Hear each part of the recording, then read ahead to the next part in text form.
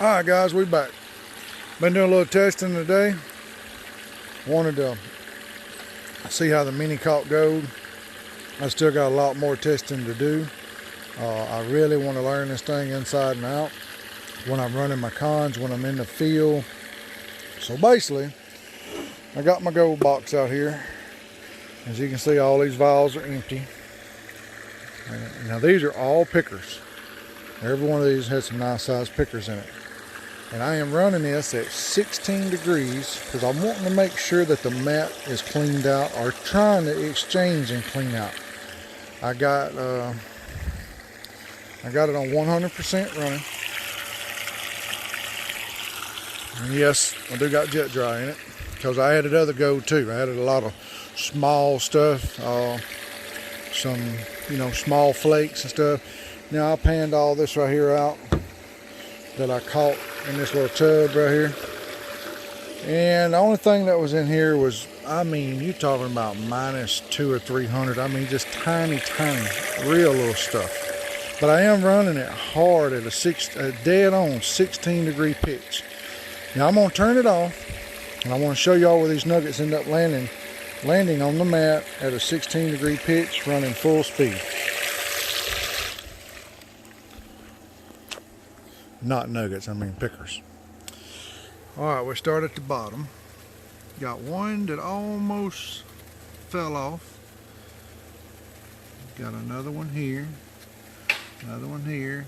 Now I even run a lot of material over this. Just kept trying to see if I can push it out. You got all kind of gold stacked up in here. Here. I mean, it's just everywhere. And you look on up in there, that's a pretty big picker. Oh, I don't know if y'all guys can see it. Let me raise this on up. All right. See them pickers sitting right up in there? Got one here, one there, and nice size flat one sitting right there in the corner. Got stuck. Now I have turned this water on and off. I mean, I have tried to make it push the gold out, and it ain't pushed it out. Did great. Because they say, a lot of miners say, you cut your water off, cut it back on, you blow gold out. I don't think that's true with the gold hog matting. You can cut it off, cut it on, do whatever you need to do, and I ain't never lost no gold doing it. I mean, because, alright, y'all see where all these pickers are at. We'll cut it back on.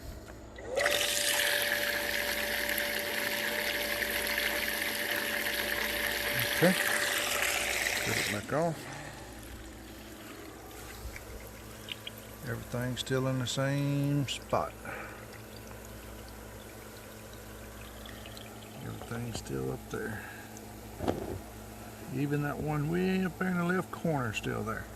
You still got all this gold, these flakes. See a nice size flake sitting in there? Done good. I mean, this thing done really good. At a high 16 degree pitch. Man, still caught gold. At a wonderful. I just wanted to speed up the water flow. I thought I lost two of my pickers when I first started doing it. Because as you can tell, I got this box almost flat. So when I put two of them, I put three of the heavy pickers in there. And this was the first one I seen, right here. I'm like, well, where's my other two?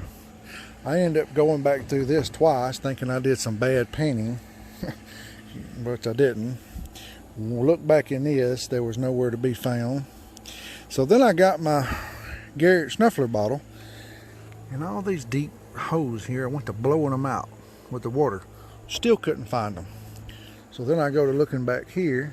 Still couldn't. There wasn't nothing back here. Then I got to remember where the box is flat. So I look over in here, and they were both still sitting right there. That kind of had me worried. I was wondering where my two nice pickers went. But this is a beast. I really like it. I'm going to do a lot more testing. Maybe not today, but as you can tell, I got these 1x6s, 4 of them stacked up. I wanted a high angle on it, and I'm gonna keep doing testing and videos, keep lowering the angle, maybe go down to 14, 13, run the pickers, run some big flakes through it, see if it still holds them, is the mat overloading too much, and just keep working my way on down, you know, until I guess it loads up the mat so bad it ain't dancing, it ain't cleaning itself out, and it just blows everything out. So then I can definitely give y'all guys a heads up, like, hey, you got to run it at this angle and above. But so far, my first test of a high 16-degree angle did great. Every picker's in there so far, so ain't no telling how much goes down in these hoes. That's pretty cool. But anyway, y'all stay tuned, and we'll have some more videos in the upcoming days of different angles and stuff. Y'all take care. One more thing to add. When y'all looked at my vials, I showed you I had, I don't know how many over here sitting on the table. I think 4, and I had 3 in the chair. When I showed y'all the pickers, there was only 6. Because when I ended the video, I remembered, well, heck, I only showed them 6 pickers. There was one here, another one here, and one in this gap hole right here. Then you had a bunch of big flakes. But up here, you had 2 more, and you had one in the corner sitting up here. That's just 6. So I was wondering, well, heck, where's number 7 at? Thought it might have been in my white catch tub. So before I even touched that, I just moved it out of the way, gonna get the mat clean. So when I got the mat clean, I was gonna reach up in there and get that big old picker up in there. There was 2 in there. They were both on top of each other. Well, that's where number 7 was at, if any of y'all was wondering in the beginning of the video. We'll be back. One more thing I want to add is these mats is in there really, really tight, and that's what I like. I don't want no gold leaking out on these sides and running down and losing gold. That's a very good way to lose gold. It's in there really tight. So, just like Doc shows you, best way to do it is just start easing up one side of it, ease it up all the way up through there, slide it out, or you slide it out a little bit first and ease it up. Now when you go back in there with the mat, I would keep it in a 45-degree angle all the way up there to this piece, then lower it down, slide it right in there. Because if you try to keep it level down here and start, it is almost impossible. That's how tight it is.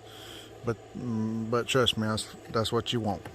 If none of y'all ain't never run gold hog matting before, which I've been running it ever since Doc got into business, UR and Scrubber, his first 2 mats, I still got them today. They work great. You want them on this, any sluice you're running with the Gorilla Tape. I mean, just as tight as you can get it, just snug tight. So what that go to do is this dancing around and all your blondes and your black sand, you know, that go could start dancing to the right or to the left, your small stuff. And once it gets over here, if you got a gap, it'll fall down on that tape and the water will push it right on out your sluice. That's not going to be the case here. That's great. I really like that it was definitely in there snug and tight. All right, y'all take care.